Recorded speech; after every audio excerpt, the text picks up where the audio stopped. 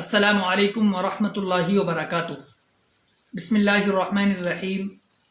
معزز ناظرین، ہم اپنے چینل ایم اے قاسمی پر آپ کا خیر مقدم کرتے ہیں اور آپ کو خوش آمدید کہتے ہیں۔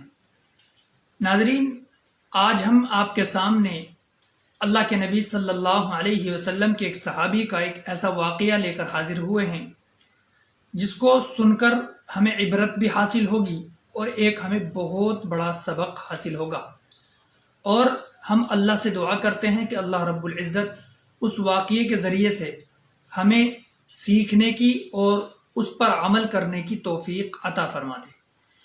دیکھیں ناظرین، ہمارے اندر بہت سے عیب ایسے ہوا کرتے ہیں اور بہت سی کمیاں ایسی ہوا کرتی ہیں جن کو نہ تو ہم عیب سمجھا کرتے ہیں اور نہ ہی اس کو ہم کمی سمجھتے ہیں، لیکن اتنی بات ضرور ہے کہ ان عیب کی وجہ سے اور ان کمیوں کی وجہ سے ہمارا جہنم میں جانا اور اللہ کی ناراضگی مول لینے کے لیے کافی ہے۔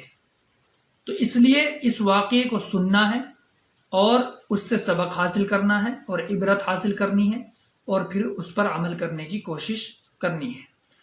ناظرین، اللہ کے نبی صلی اللہ علیہ وسلم کے ایک صحابی حضرت ابو دجانہ رضی اللہ عنہ کا قصہ ہے۔ ان کا قصہ ایسے ہے کہ جب بھی حضرت ابو دجانہ رضی اللہ عنہ فجر کی نماز میں شریک ہوا کرتے تھے تو سلام کے فوراً بعد گھر چلے جایا کرتے تھے۔ آخر تک دعا میں، تسبیح میں، اسی طریقے سے اور دیگر امور میں وہ شامل نہیں ہوا کرتے تھے۔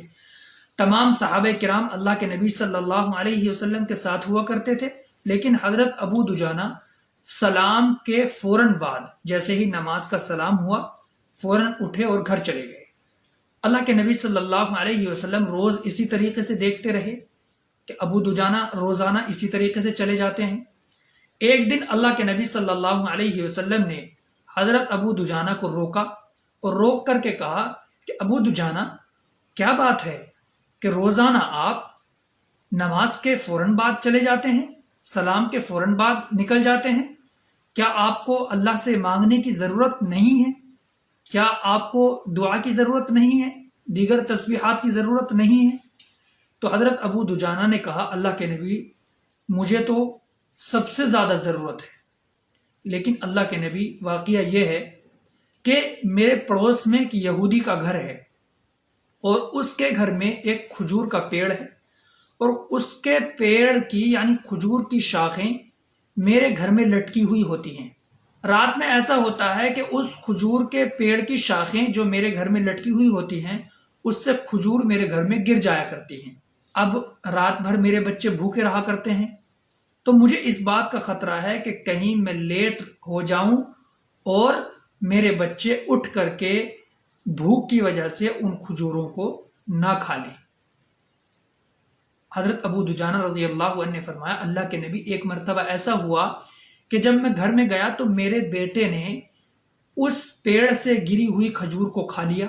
جیسے ہی میں نے دیکھا، میں نے فوراً انگلی ڈال کر حلق سے اس کھجور کو نکال لیا۔ میرا بیٹا رونے لگا۔ میں نے کہا کہ بیٹا، ایسا نہیں ہو سکتا، یہ چوری کی کھجور کہلائیں گی، یہ یہودی کے پیڑ کی کھجور ہیں، ہم ایسے اس کو نہیں کھا سکتے۔ مجھے حیا آتی ہے، شرم آتی ہے کہ قیامت کے دن میں اللہ کے سامنے چور بن کر کے حاضر ہوں۔ اللہ کے نبی اس واقعے کو غور کے ساتھ سن رہے تھے، اور ساتھ میں حضرت ابو بکر صدیق رضی اللہ عنہ بھی حضرت ابو دجانہ کی گفتگو لگاتار توجہ کے ساتھ سن رہے تھے۔ حضرت ابو بکر صدیق رضی اللہ عنہ کے اندر ایک جذبہ پیدا ہوا اور فوراً یہودی کے یہاں پہنچے اور اس یہودی کے اس درخت کو خرید کر حضرت ابو دجانہ رضی اللہ عنہ کو ہدیہ کر دیا، پورا کھجور کا پیڑ۔ اللہ اکبر۔ اس طریقے سے اللہ کے نبی صلی اللہ علیہ وسلم کے ساتھی اور صحابہ اپنے آپ کو چھوٹی چھوٹی چیزوں سے بچایا کرتے تھے، اور حضرت ابو دجانہ رضی اللہ عنہ کا کہنا یہ تھا کہ کہیں میرے بچے چور نہ بن جائے، اس لیے میں روزانہ فجر کے بعد فوراً سلام کے بعد گھر چلا جاتا ہوں۔ اللہ اکبر۔ اس کے بعد جب اس پورے واقعے کی خبر اس یہودی کو ہوئی تو یقین جانیے اس یہودی نے اپنی پوری فیملی کے ساتھ اپنے بچوں اور بیوی کے ساتھ اسلام قبول کیا۔ اس واقعے کو سننے کے بعد